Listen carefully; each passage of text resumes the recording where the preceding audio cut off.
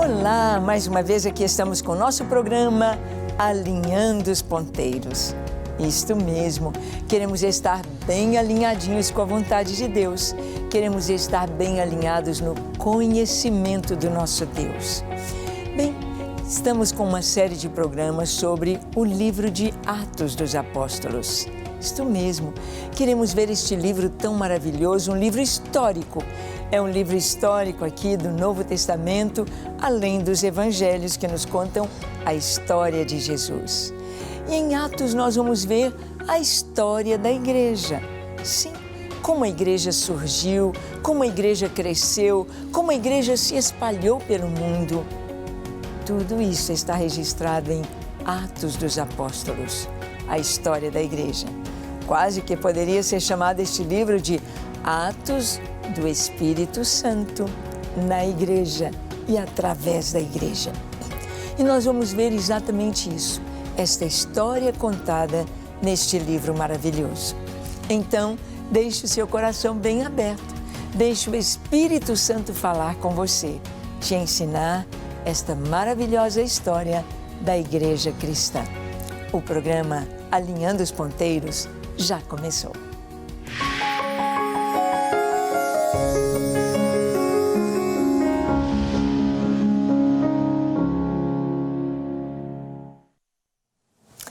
Bem, nós queremos ver aqui a história da igreja. Foi registrada de uma maneira tão linda. Foi registrada com muita graça, muita sabedoria, com muita ética e com muita ciência. Sim, um historiador, ele precisa ser bem capacitado para escrever com fidelidade a história. Ele precisa fazer um bocado de entrevistas, ele precisa pesquisar, ele precisa ir atrás dos fatos. Um historiador, como um jornalista. Nós vemos que muitas coisas que têm sido escritas ou a maioria das histórias que ouvimos, cada uma delas tem algo puxando para o seu autor. E como nós já vimos, o autor da Bíblia é o Espírito Santo. Então o Espírito Santo, ele é este mesmo autor que dá esta pincelada única, maravilhosa, divina em todos os livros da Bíblia, trazendo essa sequência tão maravilhosa, desde o começo, no Éden, até o Apocalipse, quando o Éden vai voltar, quando o paraíso volta, quando a árvore da vida ali está, quando a glória de Deus se manifesta. Vimos os evangelhos, 4 evangelhos, 3 evangelhos sinóticos, Mateus, Marcos e Lucas, escritos tendo quase o mesmo conteúdo. Havendo alguma coisa a mais em algum evangelho, mas eles tratam dos mesmos pontos de vista, por isso são chamados sinóticos.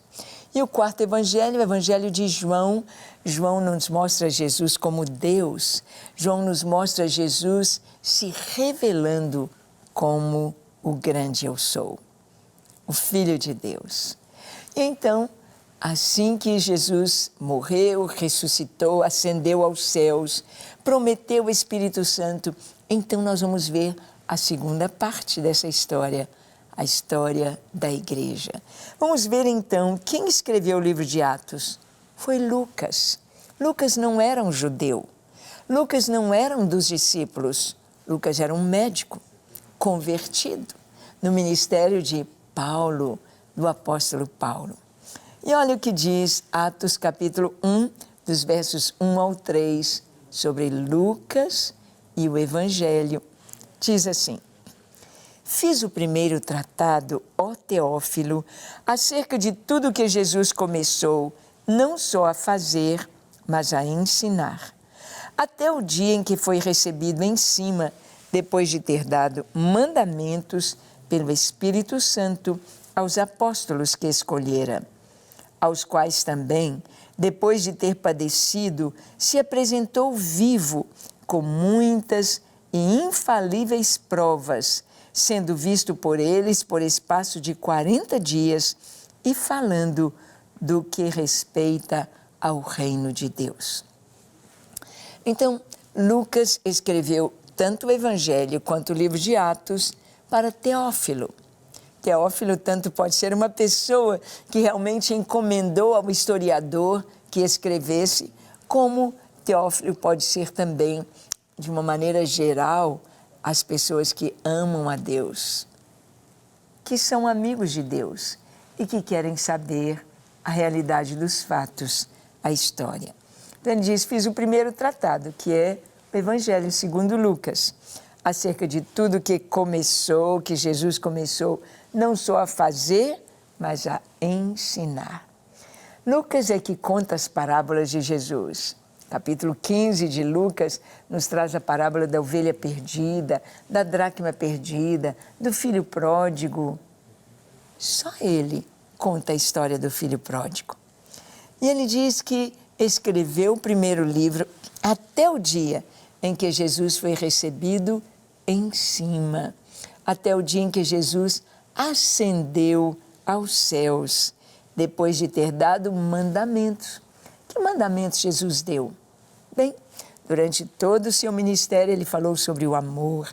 Amai-vos uns aos outros, assim como eu vos amei.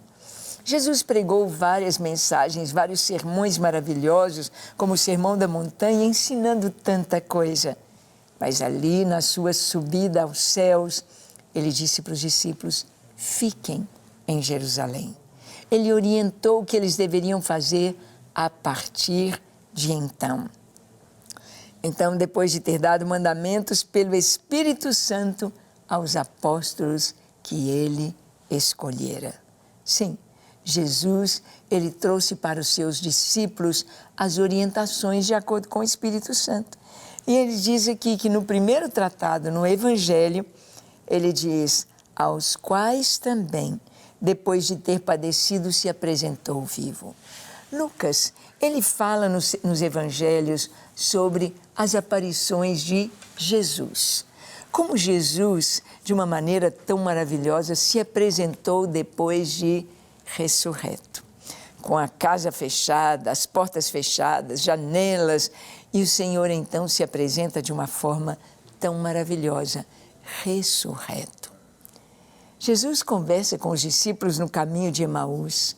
Jesus se apresenta, ele mostra que ele ressuscitou, ele come com os discípulos peixe, pão, mel. Ele diz, olha, isso aqui não é um espírito, não é uma fumacinha. Põe a mão aqui, Tomé, vê que é carne e osso, vê que eu ressuscitei, isto aqui é um corpo ressurreto. Sim, o Senhor ressuscitou, apareceu durante esses 40 dias com infalíveis provas. Infalíveis provas foi visto pelos apóstolos, pelos seus discípulos. Infalíveis provas.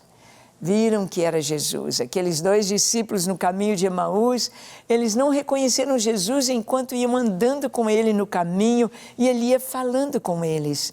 O coração deles ardia, ardia pelo Espírito Santo, pela presença do Espírito Santo, pela palavra de Jesus ungida e cheia do Espírito.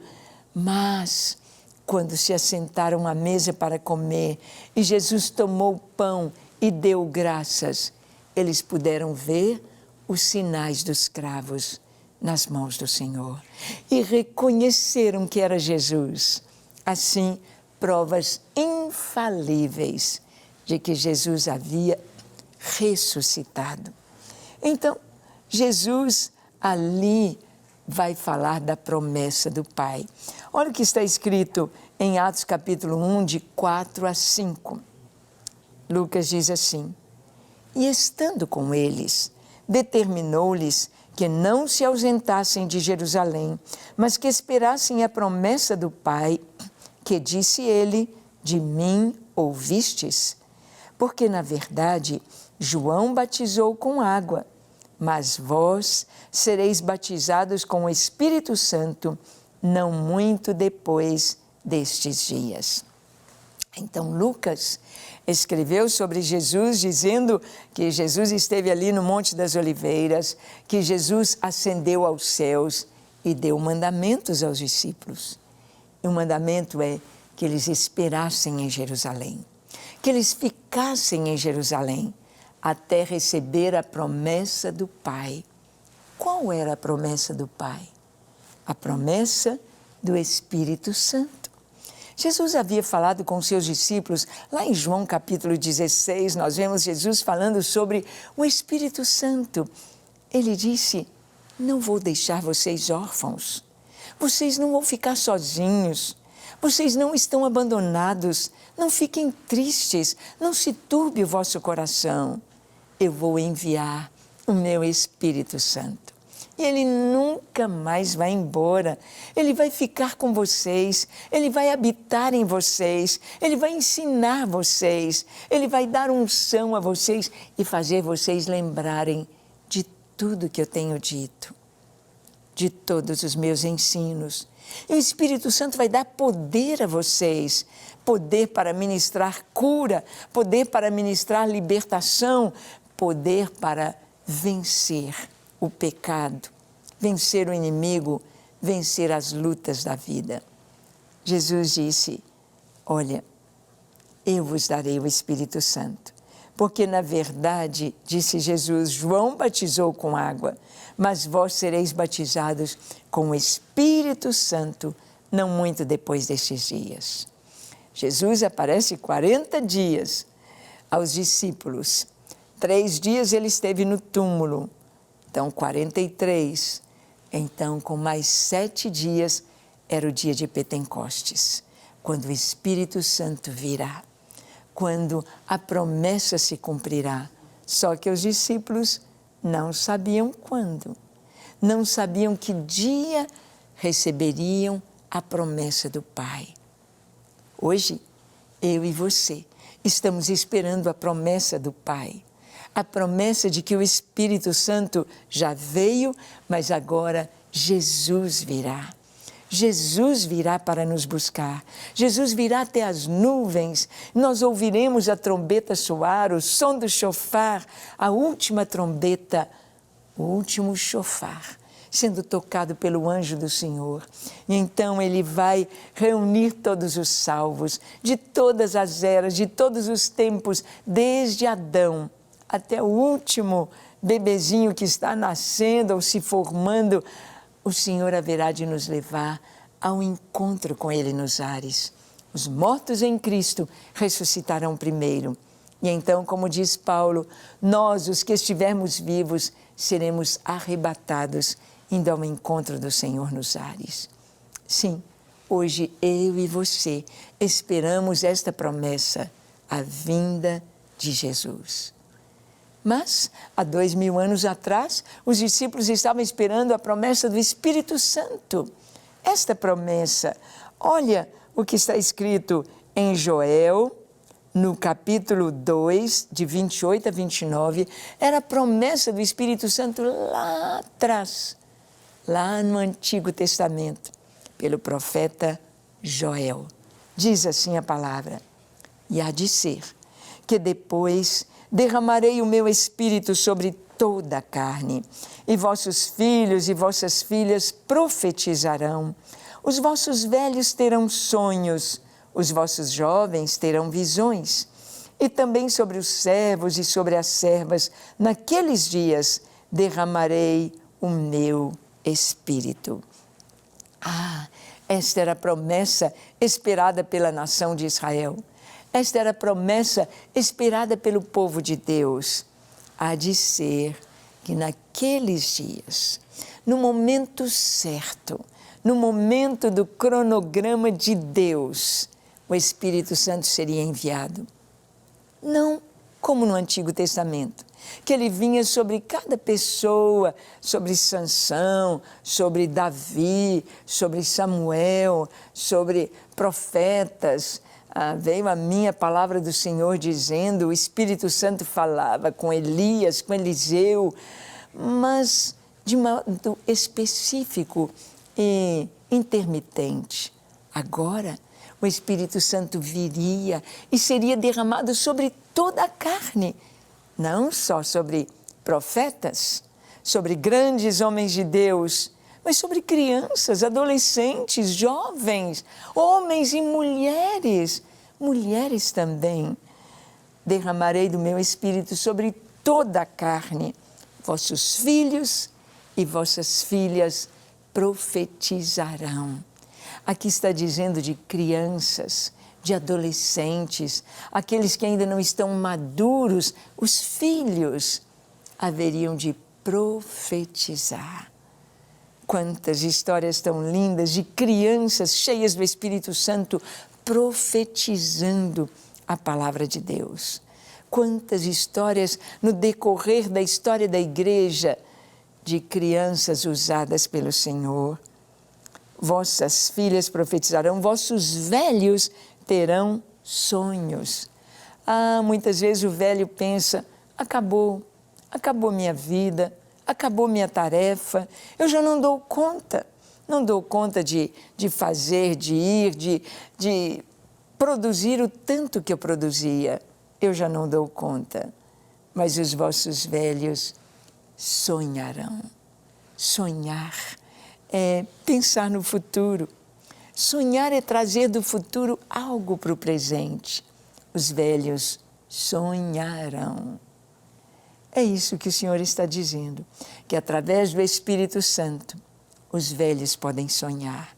Os velhos não perdem a sua capacidade, não perdem o seu trabalho, a sua performance com a velhice. São renovados pelo Espírito Santo e sonharão, e terão ministérios, e terão sonhos, e avançarão com os seus sonhos. Os jovens terão visões. Os jovens que vão caminhando no afã do real, do dia a dia, terão visões. Isso como? Através do Espírito Santo. Pela descida do Espírito Santo. Joel profetizou há tanto tempo atrás, profetizou que o Espírito Santo traria um novo vigor, uma alegria, algo novo para a nação de Israel. E isto veio no dia de Pentecostes. Lucas está falando sobre isto, sobre a promessa do Pai, a promessa de que o Espírito Santo viria sobre a igreja. O Espírito Santo viria sobre todos, de uma maneira tão clara, tão real, como só o Senhor poderia fazer. O Espírito Santo viria sobre toda a carne, sobre crianças, sobre velhos, sobre mulheres, sobre jovens, sobre toda a carne. E ele diz, vossos servos e vossas servas profetizarão, virá sobre eles. Aqui indiscriminadamente o Espírito Santo não estaria vindo apenas sobre pessoas preparadas para recebê-lo, sobre pessoas ricas, pessoas livres, mas sobre os servos, sobre os empregados, sobre pessoas simples. É tão lindo ver uma pessoa tão simples, cheia do Espírito Santo. É maravilhoso ver como uma pessoa, às vezes, analfabeta, consegue ler a Bíblia. Pelo Espírito Santo se cumpriu esta palavra, a promessa do Senhor no Antigo Testamento. E nós vamos ver o significado desta promessa do Espírito Santo. O que isso significava? O que está escrito em Joel 2. Olha, Atos capítulo 1, os versículos 6 a 8. Nos dizem, aqueles, pois, que se haviam reunido, perguntaram-lhe, dizendo, Senhor, restaurarás tu neste tempo o reino a Israel? E disse-lhes, não vos pertence saber os tempos ou as estações que o Pai estabeleceu pelo seu próprio poder, mas recebereis a virtude do Espírito Santo, que há de vir sobre vós, e ser-me-eis testemunhas, tanto em Jerusalém, como em toda a Judeia e Samaria, e até os confins da terra. Bem, este é o significado desta unção do Espírito Santo. Os discípulos perguntaram, Senhor, O Senhor vai mandar o Espírito Santo para que o teu reino venha? É para que se estabeleça sobre a terra o reino de Israel, o reino de Deus, sobre todas as nações, sobre o mundo inteiro. O teu Espírito Santo vem para que realmente se cumpra toda a palavra e o Senhor seja realmente o Rei dos reis, o Senhor dos senhores. É para isso que o teu Espírito Santo vem, para estabelecer o teu reino sobre a terra. E Jesus disse, olha, não compete a vocês essa questão do tempo, do reino. Não preocupem com isto. Isso é tarefa do Pai. Isso pertence ao Pai. Não é para vocês estarem preocupados com isto, mas tem uma coisa para vocês. Como Jesus havia dito lá em Mateus 28, 19 e 20, ele diz, ide por todo o mundo, indo por todo o mundo e ensinando as coisas que eu vos tenho ensinado. Levai o Evangelho a toda criatura. Quem crer e for batizado será salvo. Quem, porém, não crer já está condenado. E eu dou para vocês autoridade sobre serpentes e escorpiões. E se beberem alguma coisa mortífera, não vai fazer dano a vocês. Eu estou dando poder. Estou dando poder para vocês levarem o Evangelho até os confins da terra, para anunciarem esta palavra. E hoje nós vemos com alegria como o Evangelho tem fluído, como chegou até nós o Evangelho aqui no Brasil, como chegou na África, como chegou nas nações da terra. Ainda tem muito que fazer, ainda temos muito que pregar, mas estamos vendo Deus avançando com o seu poder, alcançando as nações, e nós fazemos parte disso. Ele disse, o Espírito Santo é para isso, é para capacitar vocês para cumprirem esta ordem maravilhosa de evangelizar. Não preocupem com o reino, não preocupem quando o Senhor estará estabelecendo aqui o seu trono. Não preocupem com isto. Vai acontecer, mas agora sejam cheios do poder de Deus. Sejam cheios do poder de Deus. E em todo o livro de Atos, nós vamos ver exatamente isso. Nós vamos ver o poder de Deus atuando na vida dos apóstolos e através deles. Nós vamos ver aqui no livro de Atos que Pedro, quando passava nas ruas, as pessoas colocavam os enfermos, era tanta gente doente que eles traziam as camas e, Pedro vai passar aqui para ir para o templo, ele vai passar aqui, ele sempre passa nesse horário, vamos colocar aqui os enfermos para que a sombra de Pedro se projetasse sobre os enfermos e eles eram curados. O apóstolo Paulo, eles pegavam lenços e aventais de Paulo e colocavam sobre os enfermos e eles eram curados. Quantos milagres, quantas coisas lindas, até ressurreição de mortos. Isso mesmo, ressurreição de mortos no livro de Atos. Pedro ora por Dorcas ou Tabita, ele ora por Dorcas e ela ressuscita. O apóstolo Paulo ora por aquele jovem que caiu do 3º andar do prédio e caiu já morto. Paulo o abraça e Paulo diz, não preocupem, o Espírito está nele. Orou e o moço volta subindo as escadas com suas próprias pernas. Deus atuando. Então vemos aqui o significado da descida do Espírito Santo. O significado desse envolvimento, dessa promessa do Pai, que é chamada também o batismo com o Espírito Santo. Um batismo de poder, unção para pregar e para testemunhar. Você sente na sua vida este poder? Você já sentiu alguma vez o Espírito Santo enchendo você de gozo, de alegria, de paz, enchendo você do seu poder? Você já teve alguma experiência de orar pelos enfermos e eles serem curados? Você tem experiências para contar com o Espírito Santo? Vamos orar. Feche seus olhos. Curva sua fronte. Se for possível, se ajoelhe. Creia e receba o Espírito Santo de Deus. Ore comigo dizendo assim: Senhor, eis-me aqui em Tua presença. Eu abro o meu coração. Eu te peço perdão dos meus pecados. Lava-me, perdoa-me, limpa-me. Encha-me com Tua graça. Encha-me com Teu Espírito Santo. Capacita-me com Teu poder.